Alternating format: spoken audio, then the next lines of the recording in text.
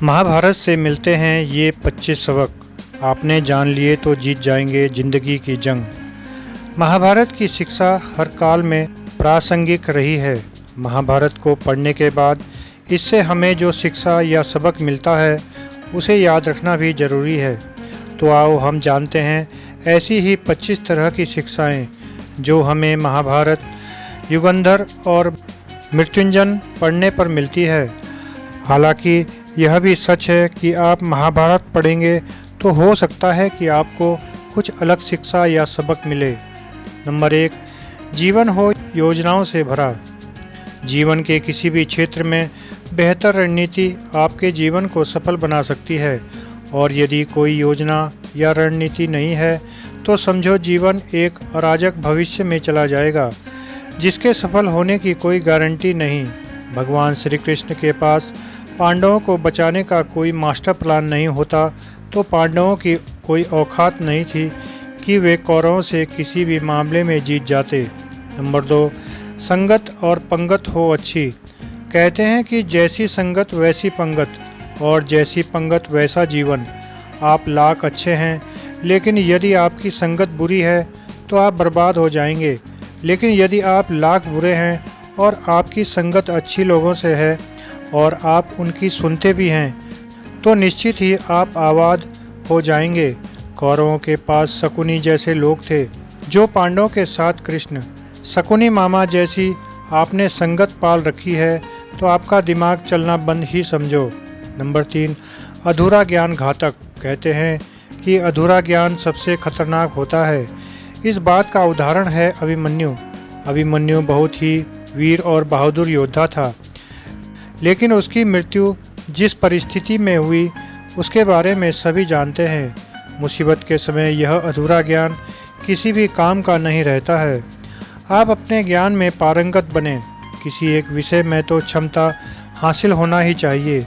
Number 4, दोस्त और दुश्मन की पहचान करना सीखें। महाभारत में ऐसे कई मित्र थे जिन्होंने अपनी ही सेना के साथ विश्वासघात किया। ऐसे ही कई लोग थे जो ऐन वक्त पर पाला बदलकर कौरवों या पांडवों के साथ चले गए। शल्य और युयुत्सु इसके उदाहरण हैं। इसलिए कहते हैं कि कई बार दोस्त के भेष में दुश्मन हमारे साथ आ जाते हैं और हमसे कई तरह के राज लेते रहते हैं। कुछ ऐसे भी दोस्त होते हैं जो दोनों तरफ होते हैं, जैसे कौरवों का साथ दे रहे भीष्म, द्रोण और विदुर ने अंततः युद्ध में पांडवों का ही साथ दिया। नंबर 5, हथियार से ज़्यादा घातक बोल वचन। महाभारत का युद्ध नहीं होता यदि कुछ लोग अपने वचनों पर संयम रख लेते। जैसे द्रौपदी यदि दुर्योधन को अंधे का पुत्र भी अंधा नहीं कहती तो महाभारत नहीं होती। शिशुपाल और शकुनी हमेशा चुभने वाली बातें ही करते थे, लेकिन उनका हश्र क्या हुआ यह सभी जानते हैं। सबक यह है कि कुछ भी बोलने से पहले हमें यह सोच लेना चाहिए कि इसका आपके जीवन, परिवार या राष्ट्र पर क्या असर होगा। नंबर 6, जुए सट्टे से दूर रहो। शकुनी ने पांडवों को फंसाने के लिए जुए का आयोजन किया था, जिसके चलते पांडवों ने अपना सब कुछ दांव पर लगा दिया था।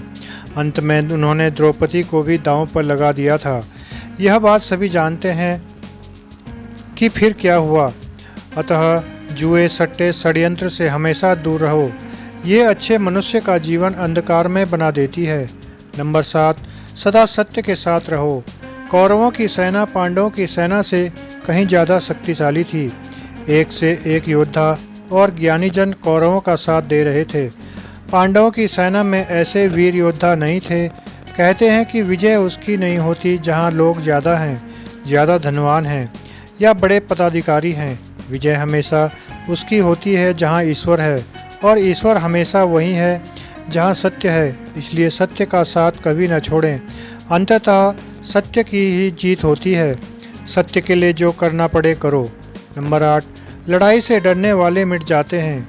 जिंदगी एक उत्सव है, संघर्ष नहीं। लेकिन जीवन के कुछ मोर्चों पर व्यक्ति को लड़ने के लिए हमेशा तैयार रहना चाहिए। जो व्यक्ति लड़ना नहीं जानता, युद्ध उसी पर थोपा जाएगा या उसको सबसे पहले मारा जाएगा। महाभारत में पांडवों को यह बात श्री कृष्ण ने अच्छे से सिखाई थी। पांडव अपने बंधु बांधवों से लड़ना नहीं चाहते थे, लेकिन श्री कृष्ण ने समझाया कि जब किसी मसले का हल शांतिपूर्ण तरीके से नहीं होता तो फिर युद्ध ही एकमात्र विकल्प बच जाता है। कायर लोग युद्ध से पीछे हटते हैं। युद्ध भूमि पर पहुंचने के बाद भी अर्जुन युद्ध नहीं करना चाहता था। तब भगवान श्री कृष्ण ने उससे कहा कि न कोई मरता है न कोई मारता है, सभी निमित्त मात्र हैं। आत्मा अजर है, अमर है, इसलिए मारने इससे क्या डरना। नंबर 9, खुद नहीं बदलोगे तो समाज तुम्हें बदल देगा। जीवन में हमेशा दानी, उदार और दयालु होने से काम नहीं चलता। महाभारत में जिस तरह से कर्ण की जिंदगी में उतार चढ़ाव आए, उससे यही सीख मिलती है कि इस क्रूर दुनिया में अपना अस्तित्व बनाए रखना कितना मुश्किल होता है। इसलिए समय के हिसाब से बदलना जरूरी होता है, लेकिन वह बदलाव ही उचित है जिसमें सभी का हित हो। कर्ण ने खुद को बदलकर अपने जीवन के लक्ष्य को हासिल कर लिया, लेकिन वे फिर भी महान नहीं बन सके, क्योंकि उन्होंने अपनी शिक्षा का उपयोग समाज से बदला लेने की भावना से किया। बदले की भावना से किया गया कोई भी कार्य आपके समाज का हित नहीं कर सकता। नंबर 10, शिक्षा का सदुपयोग जरूरी। समाज ने एक महान योद्धा कर्ण को तिरस्कृत किया था, जो समाज को बहुत कुछ दे सकता था, लेकिन समाज ने उसकी कदर नहीं की, क्योंकि उसमें समाज को मिटाने की भावना थी। कर्ण के लिए शिक्षा का उद्देश्य समाज की सेवा करना नहीं था, अपितु वो अपने सामर्थ्य को आधार बनाकर समाज से अपने अपमान का बदला लेना चाहता था। समाज और कर्ण दोनों को ही अपने अपने द्वारा किए गए अपराध के लिए दंड मिला है, और आज भी मिल रहा है। कर्ण यदि यह समझता कि समाज व्यक्तियों का एक जोड़ मात्र है जिसे हम लोगों ने ही बनाया है, तो संभवतः वो समाज को बदलने का प्रयास करता, न कि समाज के प्रति घृणा करता। नंबर 11, अच्छे दोस्तों की कद्र करो। ईमानदार और बिना शर्त समर्थन देने वाले दोस्त भी आपका जीवन बदल सकते हैं। पांडवों के पास भगवान श्री कृष्ण थे, तो कौरवों के पास महान योद्धा कर्ण थे। इन दोनों ने ही दोनों पक्षों को बिना शर्त अपना पूरा साथ और सहयोग दिया था। यदि कर्ण को छल से नहीं मारा जाता तो कौरवों की जीत तय थी।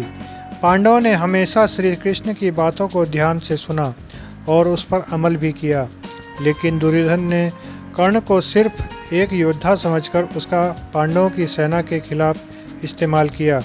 यदि दुर्योधन कर्ण की बात मानकर कर्ण को घटोत्कच को मारने के लिए दबाव नहीं डालता, तो इंद्र द्वारा दिया गया जो अमोघ अस्त्र कर्ण के पास था, उससे अर्जुन मारा जाता। नंबर 12, भावुकता कमजोरी है। धृतराष्ट्र अपने पुत्रों को लेकर जरूरत से ज़्यादा ही भावुक और आसक्त थे। यही कारण रहा कि उनका एक भी पुत्र उनके बस में नहीं रहा। वे पुत्र मोह में भी अंधे थे। इसी तरह महाभारत में ऐसे कुछ पात्र मिलते हैं जो अपनी भावुकता के कारण मूर्ख ही सिद्ध होते हैं। ज़रूरत से ज़्यादा भावुकता कई बार इंसान को कमज़ोर बना देती है और वो सही गलत का फर्क नहीं पहचान पाता। कुछ ऐसा ही हुआ महाभारत में धृतराष्ट्र के साथ, जो अपने पुत्रमोह में आकर सही गलत का फर्क भूल गए। नंबर 13, शिक्षा और योग्यता के लिए जुनूनी बनो। व्यक्ति के जीवन में उसके द्वारा हासिल शिक्षा और उसकी कार्य योग्यता ही काम आती है। दोनों के प्रति एकलव्य जैसा जुनून होना चाहिए, तभी वह हासिल होती है। अगर आप अपने काम के प्रति जुनूनी हैं तो कोई भी बाधा आपका रास्ता नहीं रोक सकती। नंबर 14, कर्मवान बनो। इंसान की ज़िंदगी जन्म और मौत के बीच की कड़ी भर है। यह ज़िंदगी बहुत छोटी है, कब दिन गुजर जाएंगे आपको पता भी नहीं चलेगा, लेकिन प्रत्येक दिन का भरपूर उपयोग करना चाहिए। कुछ ऐसे भी कर्म करना चाहिए जो आपके अगले जीवन के तैयारी के हों। ज़्यादा से ज़्यादा कार्य करो। घर और कार्यालय के अलावा भी ऐसे कार्य करो जिससे आपकी संतानें आपको याद रखें। गीता यही संदेश देती है कि हर पर ऐसा कार्य कर जो तेरे जीवन को सुंदर बनाए। नंबर 15, अहंकार और घमंड होता है पतन का कारण। अपनी अच्छी स्थिति, बैंक बैलेंस, संपदा, सुंदर रूप और विद्वता का कभी अहंकार मत कीजिए। समय बड़ा बलवान है। धनी ज्ञानी शक्तिशाली पांडव ने वनवास भोगा और अति सुंदर द्रौपदी भी उनके साथ वनों में भटकती रही। समय के खेल निराले हैं। जिस अम्बा का जीवन भीष्म के कारण बर्बाद हो गया था, उसने शिखंडी के रूप में जन्म लेकर भीष्म से बदला लिया था। महाभारत में ऐसे कई उदाहरण हैं जिनसे यह प्रेरणा मिलती है कि घमंड को पतन का कारण बनने में देर नहीं लगती है। नंबर 16, कोई भी संपत्ति किसी की भी नहीं है। अत्यधिक लालच इंसान की जिंदगी को नरक बना देता है। जो आपका नहीं है उसे अनीतिपूर्वक लेने हड़पने का प्रयास न करें। आज नहीं तो कल उसका दंड अवश्य मिलता है। भगवान श्री कृष्ण कहते हैं कि आज जो तेरा है, कल बीता हुआ कल किसी और का था और कल आने वाला कल किसी और का हो जाएगा। अतः तू संपत्ति और वस्तुओं से आसक्ति मत पाल। यह तेरी मृत्यु के बाद यहीं रखे रह जाएंगे। अर्जित करना है तो परिवार का प्रेम और अपनत्व अर्जित कर, जो हमेशा तेरे साथ रहेगा। नंबर 17, ज्ञान का हो सही क्रियान्वयन।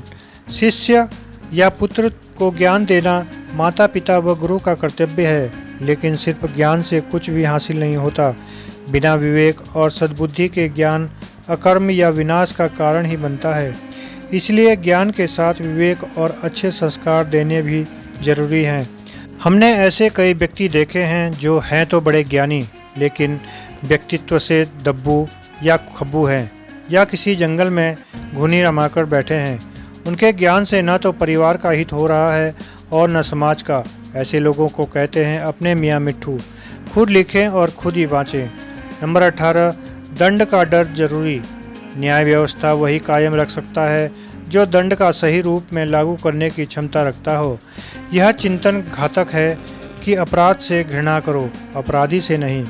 दुनिया भर की जेलों में इसके उदाहरण प्रस्तुत किए जा रहे हैं कि जिन अपराधियों को सुधारने की दृष्टि से पुनर्वास कार्यक्रम चलाए गए, उन्होंने समाज में जाकर फिर से अपराध को अंजाम दिया है। अपराधी को हर हाल में दंड मिलना ही चाहिए। यदि उसे दंड नहीं मिलेगा तो समाज में और भी अपराधी पैदा होंगे और फिर इस तरह संपूर्ण समाज के अपराधियों का समाज बन जाएगा। युधिष्ठिर के अहिंसा में उनके विश्वास को देखते हुए युद्ध के बाद भीष्म को उन्हें उपदेश देना पड़ा कि राजधर्म में हमेशा दंड की जरूरत होती है, क्योंकि प्रत्येक समाज में अपराधी तो होंगे ही। दंड न देना सबसे बड़ा अपराध है। नंबर 19, न्याय की रक्षा जरूरी।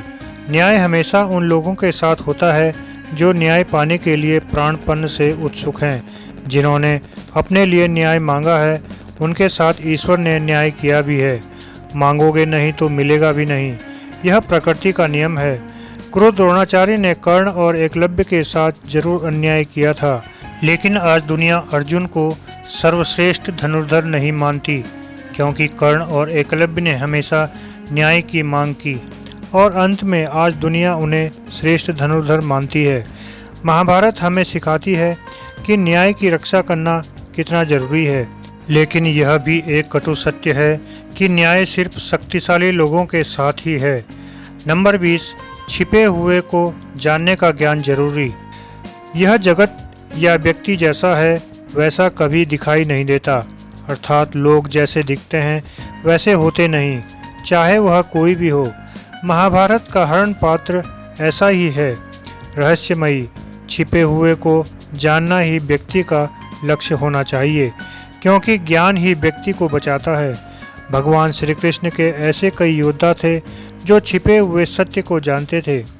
नंबर 21, सफ़र करने में होती है बरकत। एक स्थान से दूसरे स्थान पर जाना या एक स्थान को छोड़कर दूसरे स्थान पर रहने से लाभ ही मिलता है। पांडवों को हस्तिनापुर छोड़कर 2 बार जंगल में रहना पड़ा और अंत में उनको जब खांडवप्रस्थ मिला तो वे वहां चले गए। इसी तरह भगवान श्री कृष्ण को भी कई बार मथुरा को छोड़कर जाना पड़ा और अंत में वे द्वारिका में बस गए थे। कई बार लोगों को व्यापार या नौकरी के लिए दूसरे शहर या देश में जाना होता है। नंबर 22, गोपनीयता और संशय जरूरी। जीवन हो या युद्ध, सभी जगह गोपनीयता का महत्व है। यदि आप भावना में बहकर किसी को अपने जीवन के राज बताते हैं या किसी व्यक्ति या समाज विशेष पर क्रोध या कटाक्ष करते हैं तो आप कमज़ोर माने जाएंगे। महाभारत में ऐसे कई मौके आए जबकि नायकों ने अपने राज ऐसे व्यक्ति के समक्ष खोल दिए जो राज जानने ही आया था, जिसके चलते ऐसे लोगों को मोह की खानी पड़ी। दुर्योधन, भीष्म, बर्बरिक ऐसे उदाहरण हैं जिन्होंने अपनी कमजोरी और शक्ति का राज खोल दिया था। नंबर 23, चिंता, भय और अशांति है मृत्यु का द्वार। किसी भी प्रकार की चिंता करना, मन को अशांत रखना और व्यर्थ के भय को पालते रहने से मृत्यु आसपास ही मंडराने लगती है। मौत तो सभी को आनी है, फिर चिंता किस बात की। कोई पहले मरेगा और कोई बाद में। चिंता का मुख्य कारण मोह है। जेल खाना, दवा खाना या पागल खाना वह व्यक्ति जाता है जिसने धर्म समस्त या संयमित जीवन नहीं जिया, बहुत महत्वाकांक्षी है, या जिसने धन और शक्ति के आधार पर रिश्ते बना रखे हैं, या जिसे अपनी संपत्ति की सुरक्षा की चिंता है। महाभारत को पढ़ने से हमें यही शिक्षा मिलती है कि चिंता मुक्त जीवन सबसे बड़ी दौलत है। नंबर 24, इंद्रिय संयम जरूरी। इंद्रियां कभी तृप्त नहीं होती। जो इंद्रियों के बस में है उसका पतन निश्चित है। बहुत से लोग आजकल किसी न किसी प्रकार की आदत या नशे के गुलाम हैं। ऐसे लोगों का धीरे धीरे अक्षरण होता जाता है। इंद्रिय संयम आता है संकल्प से। महाभारत का हर पात्र संकल्प से बंधा हुआ है। शक्ति का संचय इंद्रियों को वश में करने से ही संभव हो पाता है। नंबर 25, राजा या योद्धा को कभी नहीं करना चाहिए परिणाम की चिंता। कहते हैं जो योद्धा या राजा युद्ध के परिणाम की चिंता करता है वह अपने जीवन और राज्य को खतरे में डाल देता है। परिणाम की चिंता करने वाला कभी भी साहसपूर्वक न तो निर्णय ले पाता है और न ही युद्ध कर पाता है। जीवन के किसी पर मोड़ पर हमारे निर्णय ही हमारा भविष्य तय करते हैं। एक बार निर्णय ले लेने के बाद फिर बदलने का अर्थ यह है कि आपने अच्छे से सोचकर निर्णय नहीं लिया या आप में निर्णय लेने की क्षमता नहीं है।